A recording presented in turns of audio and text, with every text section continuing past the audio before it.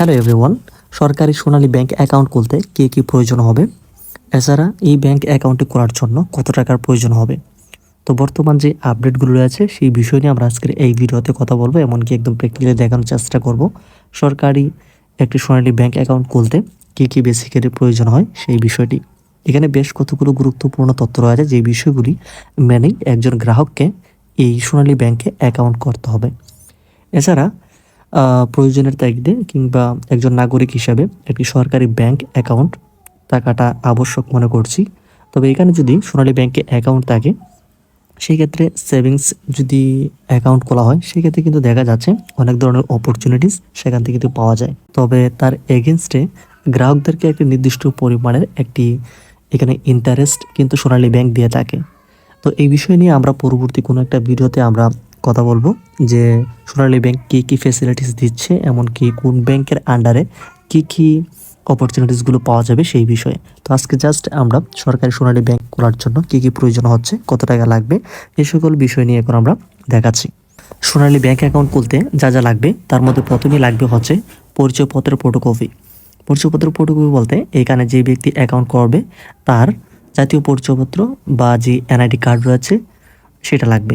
এছাড়া যদি পাসপোর্ট থাকে বা ড্রাইভিং লাইসেন্স থাকে, যে কোনো একটা হলে কিন্তু হবে, এটা পরিচয়পত্রের ফটোকপি হিসাবে। তারপর লাগবে হচ্ছে পাসপোর্ট সাইজের ছবি।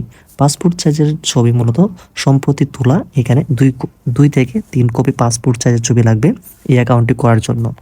তারপর লাগবে হচ্ছে মনোনীত ব্যক্তির নমিনির তথ্য, অর্থাৎ যে ব্যাংক অ্যাকাউন্ট যিনি করবে ওনার এখানে নমিনির একটি তথ্য, একটি ফর্ম রয়েছে, সেইখানে মূলত চাওয়া হয় এই নমিনি যাকে দেওয়া হবে সেই ব্যক্তির 1 কপি পাসপোর্ট সাইজের ছবি, এমনকি ওই ব্যক্তির জাতীয় পরিচয়পত্রের এনআইডি কার্ডের ফটোকপি লাগবে নমিনির যে তথ্য হিসাবে সেই তথ্যটা ফিল আপ করার জন্য। এছাড়া লাগবে হচ্ছে ঠিকানার প্রমাণপত্র। তো আপনি যেই জায়গাতে রয়েছেন সেই জায়গার বিদ্যুৎ বিল, পানি, গ্যাস কিংবা সম্পত্তি তোলার ফটোকপি কিন্তু লাগবে।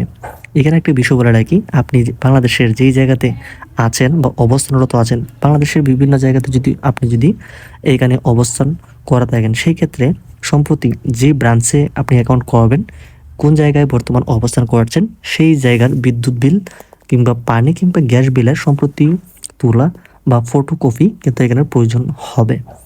এছাড়া আপনি কি করতেছেন, পেশাগত প্রমাণ, সেই বিষয়টি কিন্তু এখানে উল্লেখ করতে হবে। যদি আপনি ব্যবসায়ী হয়ে থাকেন, সেক্ষেত্রে ব্যবসায়ীদের জন্য ট্রেড লাইসেন্সের ফটোকপি, বেতনভোগীদের জন্য বেতনের স্লিপ কিংবা অফিস আইডি কার্ডের ফটোকপি। এছাড়া যদি আপনি হয়ে থাকেন ছাত্র, সেক্ষেত্রে যদি স্টুডেন্ট অ্যাকাউন্ট খুলতে চান, ছাত্রছাত্রীর জন্য শিক্ষা প্রতিষ্ঠানের আইডি কার্ডের ফটোকপি, এটা বাধ্যতামূলক লাগবে স্টুডেন্ট আইডি কার্ডের ক্ষেত্রে। তারপর লাগবে হচ্ছে স্থায়ী ও অস্থায়ী ঠিকানা সংবলিত পৌরসভা, উপজেলা, ইউনিয়ন পরিষদের চেয়ারম্যানের নাগরিকত্বের মূল সনদপত্র।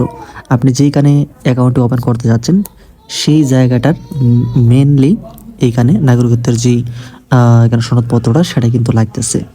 তারপর লাগবে হচ্ছে এখানে হিসাব দাঁড়ি বা চলতি হিসাবের ক্ষেত্রে প্রতিষ্ঠানের টিন সার্টিফিকেট। এছাড়া যদি আপনি পার্সোনাল বা সেভিংস অ্যাকাউন্টের ক্ষেত্রে ব্রাঞ্চের এরিয়া রয়েছে, যেটাও কিন্তু অনেক সময় টিন সার্টিফিকেট লাগবে যদি আপনি প্রতিষ্ঠান কিংবা ব্যবসায়িক ক্ষেত্রে যদি না হয়ে থাকেন, বা পার্সোনাল বা এখানে যদি সেভিংস অ্যাকাউন্ট খুলতে চান, সেক্ষেত্রে কিন্তু মেট্রোপলিটন এরিয়া কিংবা বিভাগীয় শহরের ভিতর করলে অবশ্যই আপনার এখানে টিন সার্টিফিকেটের প্রয়োজন হবে। এছাড়া যদি এখানে শহরের বাইরে যদি কোথাও কোনো ব্রাঞ্চে যদি অ্যাকাউন্টটি ওপেন করেন, সেক্ষেত্রে টিন সার্টিফিকেটটা লাগবে না। তারপর আপনি কোন ব্রাঞ্চে করতে যাচ্ছেন অবশ্যই সেই ব্রাঞ্চে যোগাযোগ করতে হবে। সর্বশেষ যে গুরুত্বপূর্ণ যে বিষয়টি এখানে প্রয়োজন হবে, এখানে সঞ্চয় হিসাবের ক্ষেত্রে বা যে সেভিংস অ্যাকাউন্ট খোলার ক্ষেত্রে আপনার ন্যূনতম এখানে 1100 টাকা দিয়ে এটি অ্যাকাউন্টটি ওপেন করতে হবে। এখানে একটা বিষয় আপনাদেরকে বলে রাখি, আপনি কিন্তু প্রাথমিকভাবে যে সেভিংস অ্যাকাউন্টটা, এটা আপনি 500 টাকা, মাত্র 500 টাকা দিয়ে কিন্তু এই অ্যাকাউন্টটি ওপেন করতে পারবেন। তবে আপনি যখন লেনদেন শুরু করবেন বা লেনদেনের কার্যক্রম কিংবা অনেক ধরনের ফ্যাসিলিটিস আপনি যখন এটা গ্রহণ করবেন, সেই ক্ষেত্রে কিন্তু আপনার এখানে 1000 টাকা কিন্তু অ্যাকাউন্টে থাকতে হবে। এই 1000 টাকা মূলত এখানে বাই ডিফল্টভাবে হাইড অবস্থায় বা হোল্ড অবস্থায় থাকে। তারপর 1000 টাকার পরবর্তী যে লেনদেনগুলো হবে, তখন কিন্তু আপনি খুব সহজে অনায়াসে লেনদেনগুলি গ্রহণ করতে পারবেন। তবে প্রাথমিকভাবে আপনি চাইলে এখানে মাত্র 500 টাকা দিয়ে এই সেভিংস অ্যাকাউন্টটি ওপেন করতে পারেন বা খুলতে পারবেন। তো এখানে 1100 টাকা দেখাচ্ছে, এখানে 1000 টাকা হোল্ডে থাকবে। তারপর আপনি লেনদেন কিন্তু 100 টাকা করতে পারবেন। তো আশা করছি সম্পূর্ণ তথ্য আমরা আজকের এই ভিডিওতে দেওয়ার চেষ্টা করছি। তো ভিডিওটি যদি ভালো লাগে থাকে কিংবা যদি উপকারী মনে হয় অবশ্যই ভিডিওটিতে একটা লাইক দিন। চ্যানেল নতুন হয়ে থাকলে চ্যানেলটিকে সাবস্ক্রাইব করে রাখুন।